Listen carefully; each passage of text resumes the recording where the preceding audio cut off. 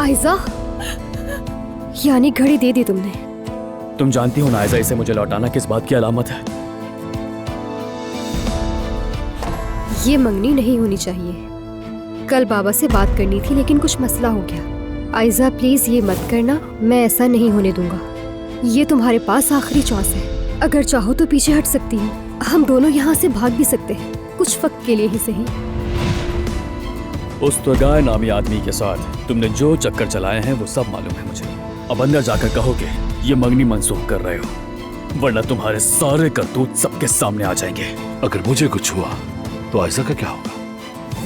कमीने इंसान! यही बस बहुत हो गया ये ड्रामा।